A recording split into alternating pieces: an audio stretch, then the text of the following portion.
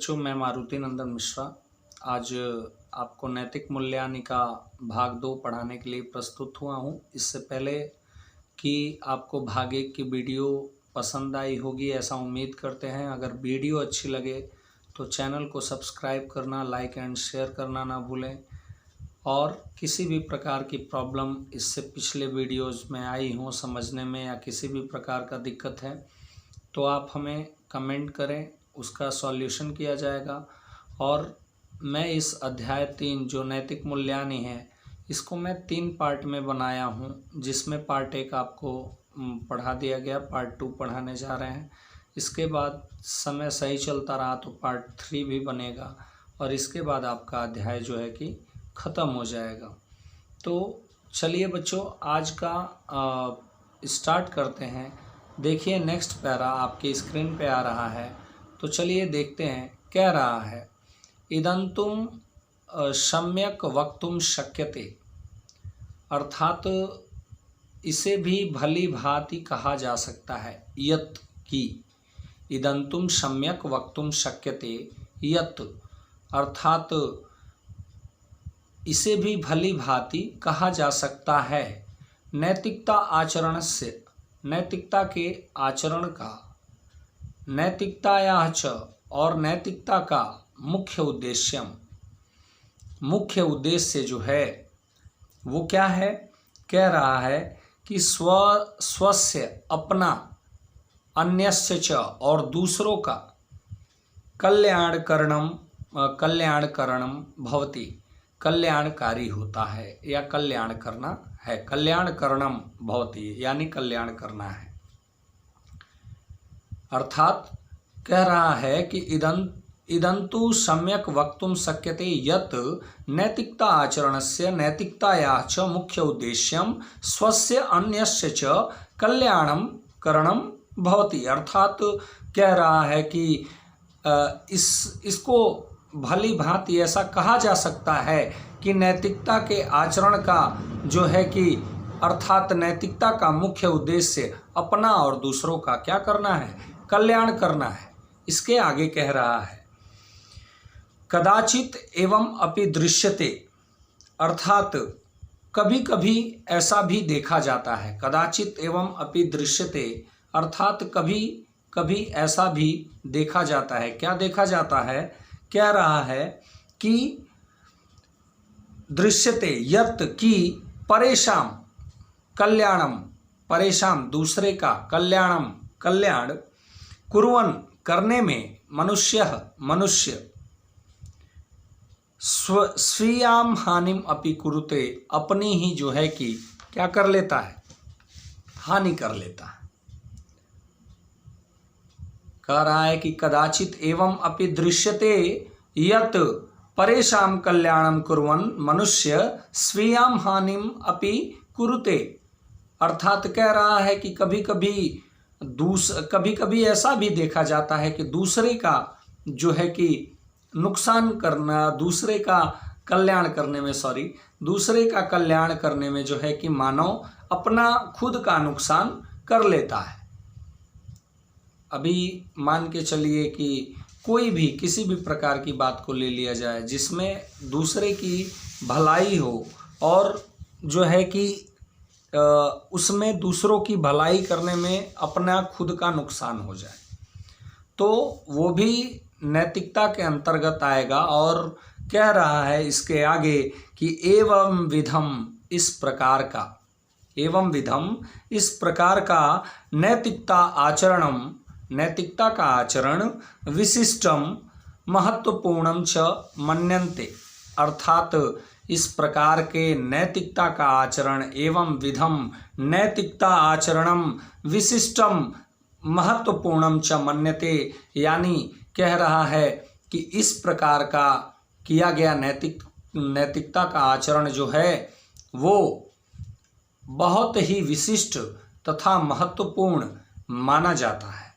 इसके बाद कह रहा है कि परेशान हितम नैतिकताया प्राणभूतम तत्वम, दूसरों का हित करना, दूसरों का भलाई करना, परेशान हित दूसरों का भलाई करना क्या है, नैतिकता का प्राणभूतम तत्वम मूलभूत तत्व है या प्राणभूत तत्व है या प्राणभूत आधार है या मूलभूत आधार है, जो भी आपको अच्छा लगता है सुटेबल वो बोल सकते हैं। कह रहा है कि परेशान हितम नैतिकताया प्राणभूतम तत्वम, यानी दूसरों का कल्याण करना ही नैतिकता का मूलभूत आधार है। तो बच्चों ये हमारा पहला पैरा था, इसको एक बार फिर से देख लेते हैं।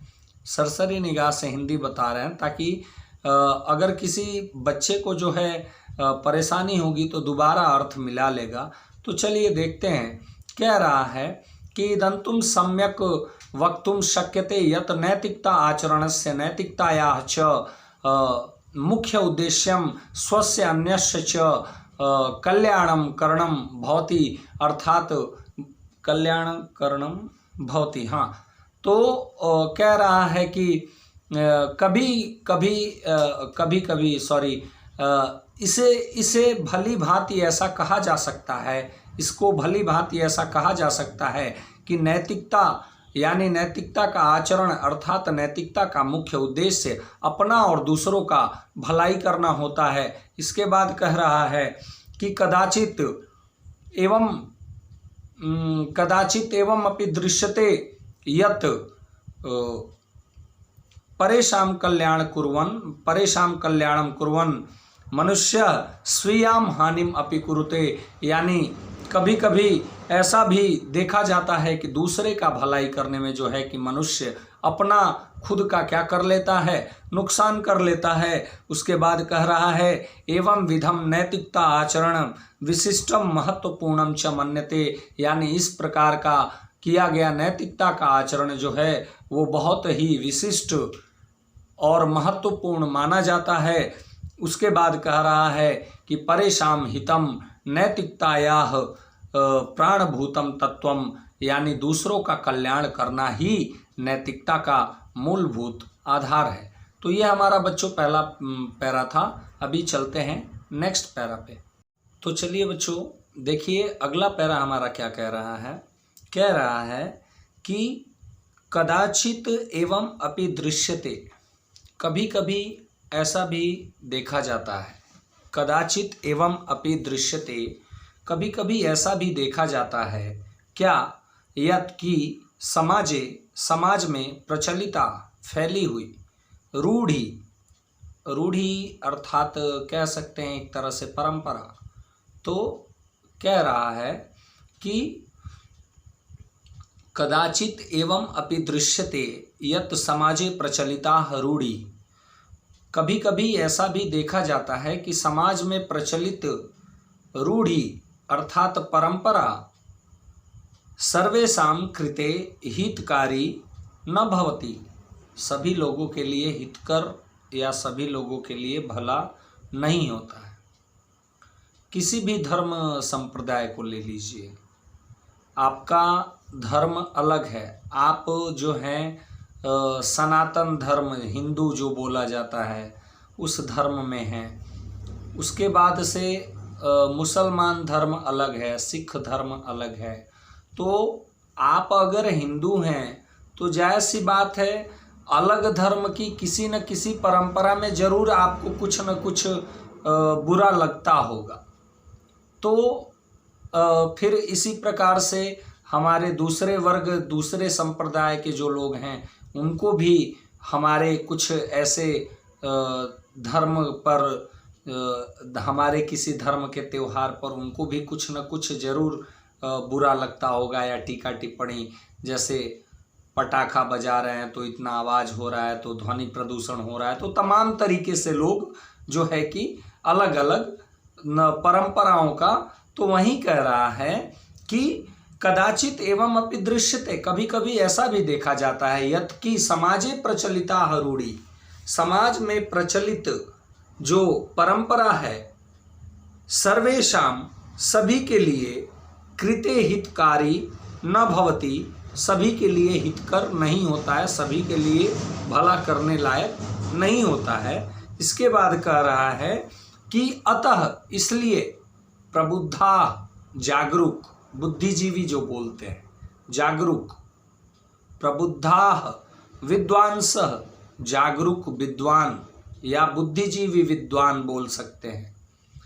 तो कह रहा है कि अतः प्रबुद्धाः विद्वांसः, इसलिए जो हमारे जागरूक विद्वान हैं, तस्याः रूणे विरोधम अपि कुर्वन्ति, उनके इस परंपरा का, तस्याम रूढ़े, उनके इस परंपरा का, विरोधम अपि कुर्वन्ति, विरोध भी, अपि मने भी होता है, विरोधम अपि कुर्वन्ति, विरोध भी करते हैं।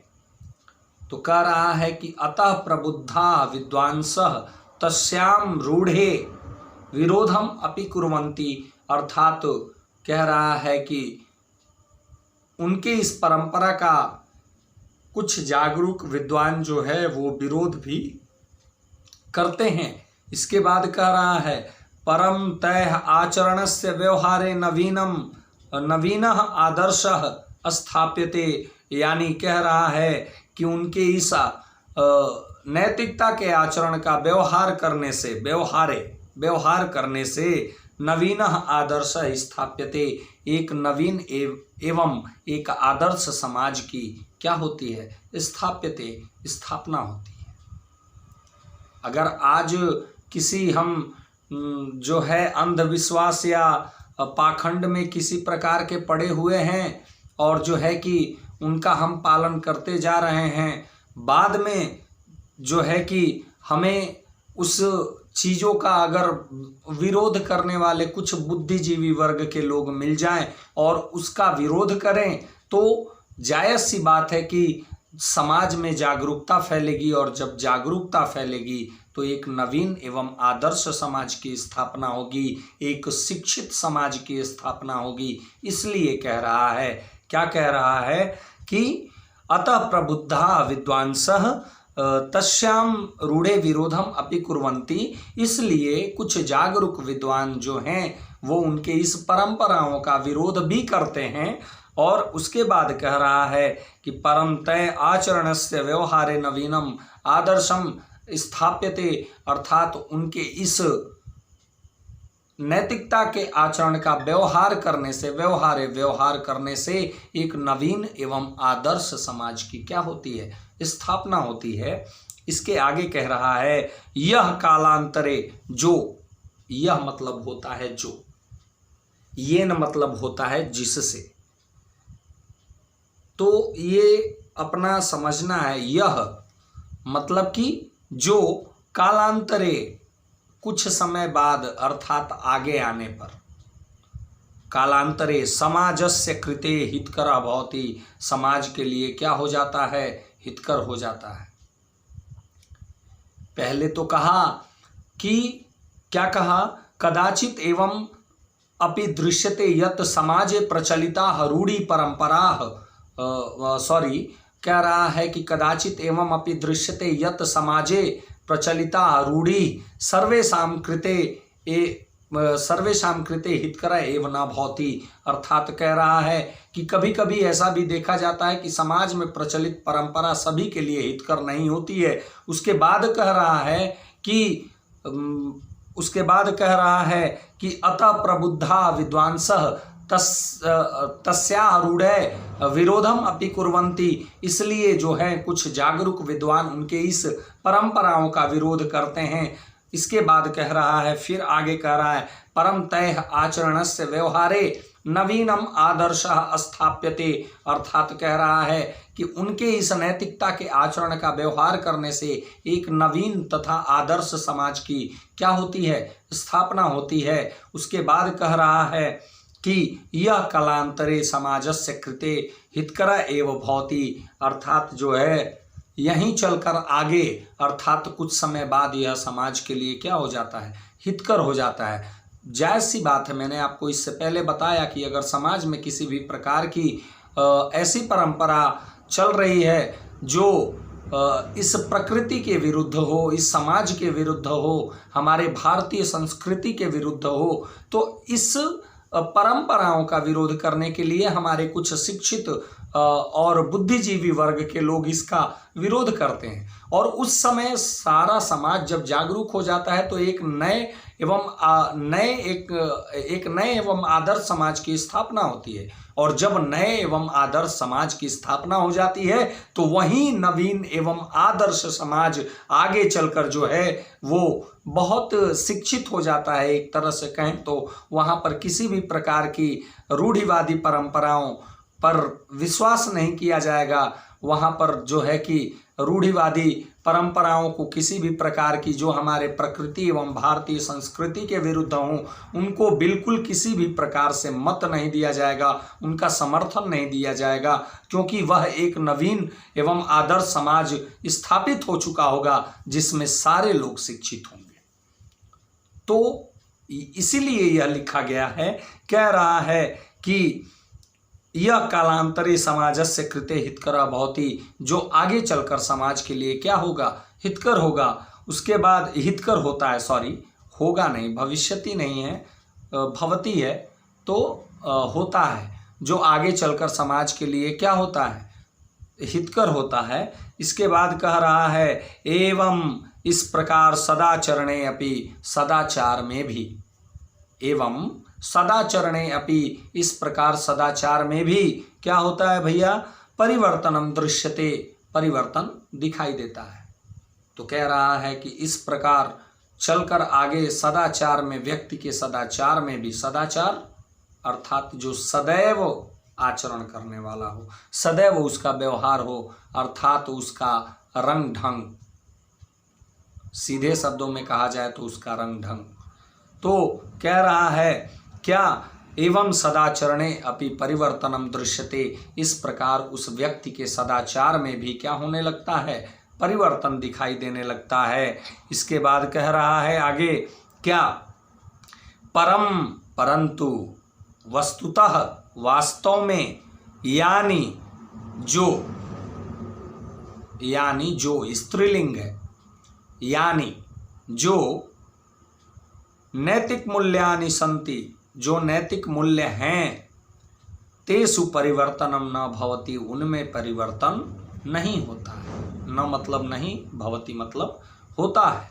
तो कह रहा है कि परंतु वास्तव में जो क्या है, नैतिक मूल्य है, परंतु परम वस्तुतः यानी नैतिक मूल्यानि सन्ति, यानी परंतु वास्तव में जितने भी जो नैतिक मूल्य हैं, तेषु परिवर्तनम न भवति, उनमें परिवर्तन नहीं होता है। इसके बाद कह रहा है कि यथा सनातनो धर्मः न परिवर्तते, जिस प्रकार सनातन धर्म में नहीं परिवर्तन होता है, या जिस प्रकार किसी भी धर्म में नहीं परिवर्तन होता है, उसी प्रकार तथा कह रहा है कि तथा उसी प्रकार नैतिक मूल्यान्य अपि स्थिराणि एव, उसी प्रकार नैतिक मूल्य भी क्या होते हैं, स्थिर होते हैं। जिस प्रकार धर्मों में परिवर्तन नहीं होता, अर्थात बनाए गए धर्म जिस प्रकार, चाहे वो किसी भी संप्रदाय के हों, जिस प्रकार धर्मों में परिवर्तन नहीं होता, जैसे अपना सनातन धर्म है तो इसमें परिवर्तन नहीं होता, अपने जो भी इसके नियम हैं, कायदे कानून हैं, उसके अनुसार हर भारतीय चलता है जो हिंदू धर्म से है, उसी प्रकार हमारे धर्म में या किसी भी धर्म में परिवर्तन नहीं होता है।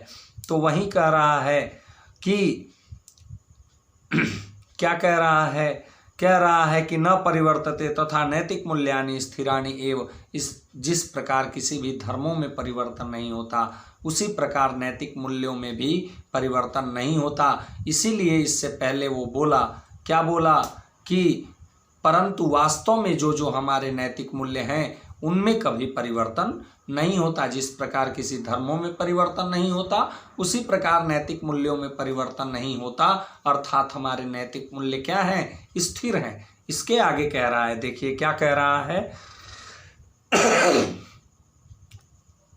एवं धर्मे नीतौ च दृढ़यान संबंधो दृश्यते, इस प्रकार धर्म और नीति में जो है हमारा दृढ़ संबंध क्या होने लगता है, दिखाई देने लगता है। कह रहा है कि इस प्रकार धर्म और नीति में एक दृढ़ संबंध क्या होने लगता है, दृश्यते, दिखाई देने लगता है। एवं धर्मे नीतौ च दृढ़यान संबंधो दृश्यते, इस प्रकार धर्म और नीति में एक दृढ़ या मजबूत संबंध क्या होने लगता है, दिखाई देने लगता है। इसके बाद कह रहा है परम, परंतु द्वयो, दोनों में क्या है, द्वयो, दोनों में भेदो अपि वर्तते, भेद भी है। परंतु द्वयो अपि भेदो अपि वर्तते, परंतु दोनों में क्या है, भेद भी है। धर्म शब्द व्यापकः अस्ति, धर्म शब्द व्यापक है। व्यापक, व्यापक अर्थात गहनता से फैला हुआ। कोई भी चीज गहन, गहन, एकदम गहनता से फैला हुआ है तो व्यापक है, अर्थात सभी जगहों पर है।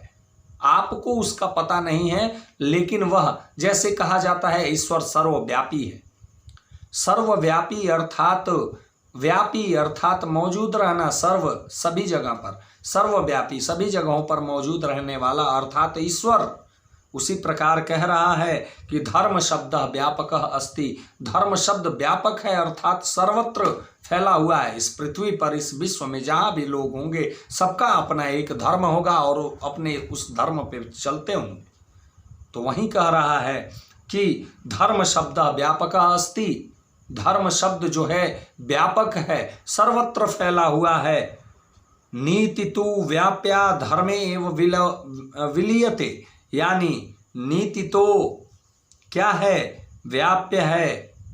नीति तो व्याप्य है अर्थात कहीं कहीं पर है, जो कि क्या हो जाता है, धर्मे एव विलीयते, धर्म में ही क्या हो जाता है, विलीन हो जाता है। कौन, नीति जो है। जरूरी नहीं है आपके इस विश्व में हर प्रकार के लोग हैं, कोई अच्छा है, कोई बुरा है, कोई पहलवान है, कोई कमजोर है, अलग अलग गुण के लोग हैं। तो वही कह रहा है कि नीति तु व्याप्या, नीति जो है कि व्याप्य है अर्थात कहीं कहीं पर है। जरूरी नहीं है कि आपके इस पृथ्वी पर समस्त लोग नैतिकता पर ही चलते हैं या नैतिक हैं। बहुत लोग अनैतिक भी हैं आपके समाज में, बहुत लोग बुरे भी हैं, बहुत लोग रूढ़िवादी विचारधाराओं के हैं। तो ऐसे लोगों के लिए कहा जा रहा है, क्या कहा जा रहा है, धर्म शब्द व्यापक अस्ति, धर्म जो है वो व्यापक है, गहनता से फैला हुआ है, सर्वत्र व्याप्त है। परंतु नीति तो व्याप्या, नीति तो व्याप्य है, धर्मे एव विलीयते, जो कि धर्म में ही क्या हो जाती है, विलीन हो जाती है। इसके बाद कह रहा है, यानी अगला पैरा चलते हैं, दिखा रहा है, कह रहा है, यानी आवश्यक करणीयानि कर्तव्यानि यह पुण्यानि न उपलभ्यन्ते तेषाम अपि गणनाम धर्मे कृता महर्षि धर्माचार्य। यानी कुछ ऐसा करने वाले आवश्यक मूलभूत हमारे कर्तव्य जिनसे हमें पुण्य की प्राप्ति नहीं होती है, यही कह रहा है। यानी आवश्यक करणीयानि कर्तव्यानि तैः पुण्यानि न उपलभ्यन्ते, न मतलब नहीं और उपलभ्यन्ते मतलब कि उपलब्ध होता है, प्राप्त होता है।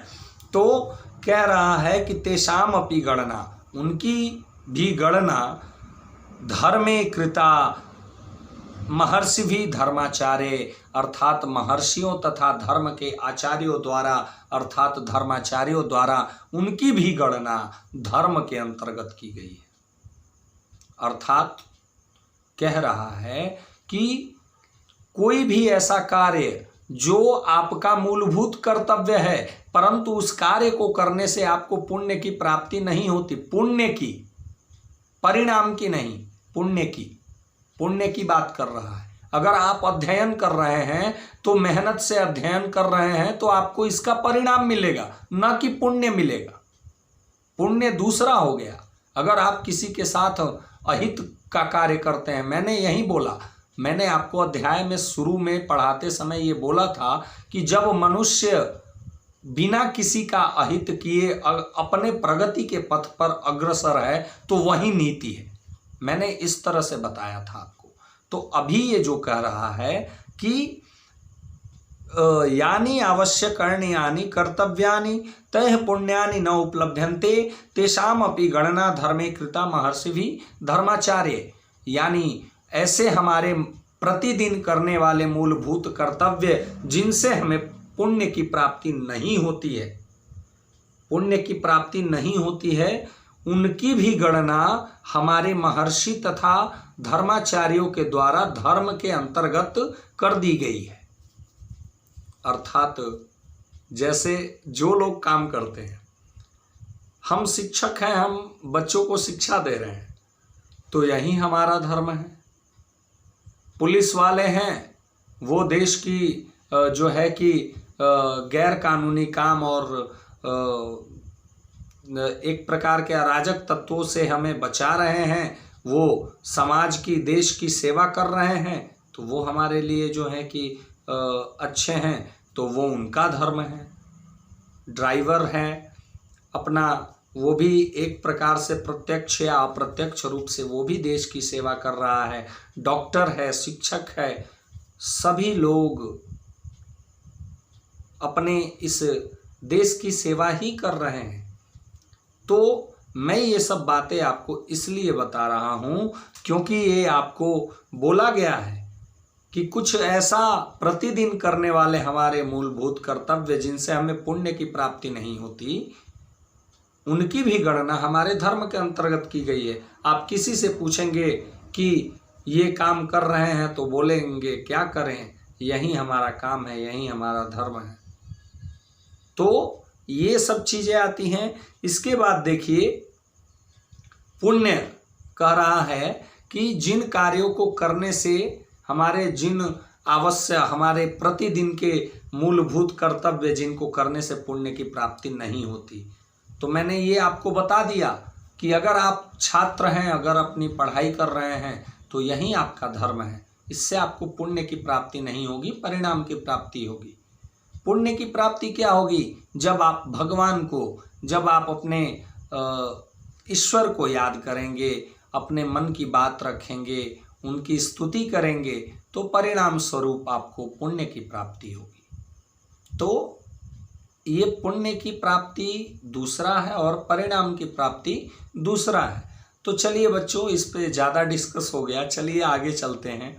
कह रहा है कि नीति लौकिक कल्याणम कुरुते। नीति जो है लौकिक कल्याण करती है। लौकिक अर्थात लौकिक कल्याण, लौकिक कल्याण को कह सकते हैं, जैसे लौकिक कल्याण हमारा हो गया भौतिक, लौकिक कल्याण में हमारा भौतिक सुख आ जाएगा और सांसारिक सुख भी आ जाएगा, तो उससे लौकिक कहते हैं। लेकिन लौकिक एक पारलौकिक होता है। पारलौकिक अर्थात होता है परलोक, परलोक अर्थात दूसरा लोक, परलोक जिसको आप स्वर्ग भी कहते हैं। तो परलोक, उसमें परलोक के धर्म संबंधी भी नियम आपको जो है कि मालूम रहेंगे।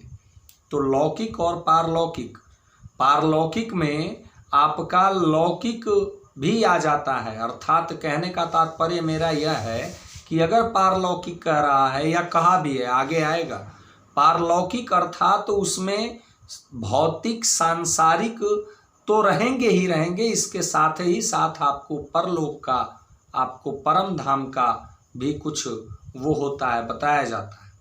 तो वो पारलौकिक होता है जिसमें लौकिक भी जो होता है विलीन होता है, और लौकिक में केवल आपको भौतिक और सांसारिक सुख का वो होता है। तो कह रहा है, देखिए कह रहा है कि नीति लौकिक कल्याणम कुरुते। नीति जो है वो लौकिक कल्याण करती है। इसके बाद कह रहा है कि धर्मः तु लौकिकम पारलौकिकम च कल्याणम कुरुते। परंतु धर्म तो जो है वो लौकिक तथा पारलौकिक दोनों का क्या करता है? कल्याण करता है। उभयो कुत्र अपि शांकर्यम प्राप्यते, यानी उभयो कुत्र अपि शांकर्यम अपि प्राप्यते। इन दोनों का कहीं न कहीं से भी क्या है? शांकर्यम अपि, शांकर्यम कह सकते हैं मिलान या मेल, मेल मिलान, तो सांकर्यम मिलान अपि प्राप्यते, मेल भी प्राप्त होता है। अर्थात कह रहा है कि इन दोनों का कुत्रापि कहीं न कहीं से भी जो है कि क्या प्राप्त होता है, मेल भी प्राप्त होता है। उसके बाद कह रहा है धर्मः अलौकिकीं शक्तिं प्रकटयति, धर्म जो है वो अलौकिक शक्ति को क्या करता है, प्रकट करता है। इसके बाद कह रहा है कि सह मुक्ते मार्गम अपि प्रशस्तम करोति, अर्थात वह मुक्ति के मार्ग का रास्ता बताता है। कौन? धर्म। धर्म के बारे में ही कह रहा है कि धर्म अलौकिकीं शक्तिं प्रकटयति, धर्म अलौकिक शक्ति को प्रकट करता है तथा धर्म ही जो है वो हमारे मुक्ति के मार्ग के रास्ते को प्रशस्त करता है, अर्थात हमारे मुक्ति के मार्ग को भी क्या करता है, बताता है। इसके आगे कह रहा है कि परलोकम अपि, परलोक में भी प्रदर्शयति कल्पयति च, अर्थात उसमें परलोक को भी दिखाता है तथा उसकी कल्पना को भी क्या कराता है, करवाता है। अर्थात वो परलोक को दिखाता भी है तथा उसकी कल्पना भी क्या करता है, करवाता है। कौन? धर्म। नीति लौकिकम हितम साध्यति, जबकि नीति जो है वो केवल लौकिक सुखों को सिद्ध करती है, लौकिक सुखों को सिद्ध करने का कार्य करती है। परंतु नीति धर्मयोः, नीति और धर्म के साहचर्य सर्वैः एव, सभी के द्वारा ही स्वीक्रियते, स्वीकार किया जाता है। कह रहा है कि परंतु नीति और धर्म का साहचर्य सभी के द्वारा क्या किया जाता है, स्वीकार किया जाता है। तो चलिए बच्चों एक बार हम फिर से यह जो है कि पैरा देख लेते हैं पूरा। कह रहा है कि कभी कभी ऐसा भी समाज में देखा जाता है कि समाज में प्रचलित जो परंपरा है वो सभी के लिए हितकर नहीं होती है, और इसके लिए जो है कुछ विद्वान, कुछ बुद्धिजीवी विद्वान या कुछ जागरूक विद्वान इस परंपराओं का विरोध करते हैं।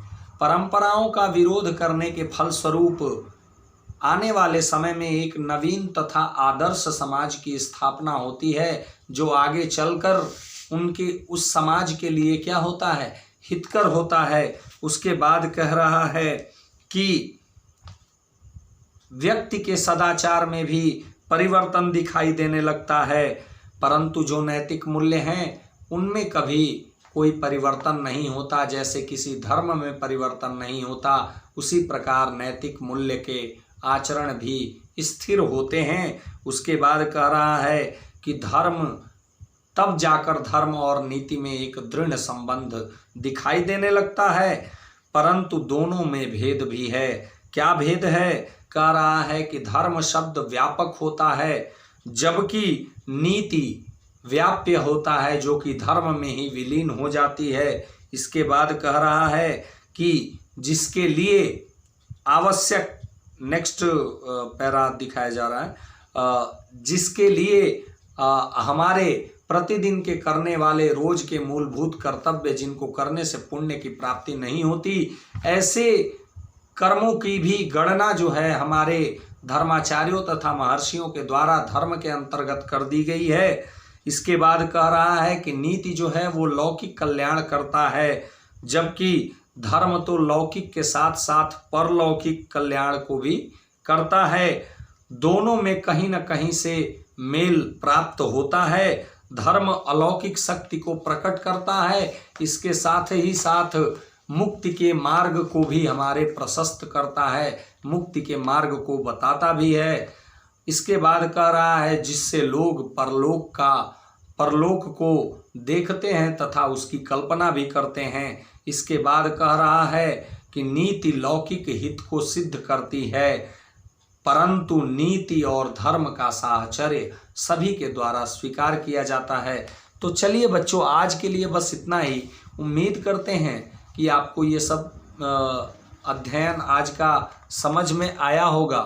अगर किसी को किसी भी प्रकार की समस्या होती है तो कमेंट बॉक्स में अपना मैसेज मेंशन कीजिएगा। वीडियो अच्छी लगे तो लाइक एंड शेयर करना ना भूलें, ताकि इस विपदा की घड़ी में और भी बच्चे जो हमसे नहीं जुड़ पाए हैं वो बच्चे भी अपने घर पर रहकर अपने इस विषय की शिक्षा को ग्रहण कर सकें। मिलते हैं नेक्स्ट वीडियो में। Thank you.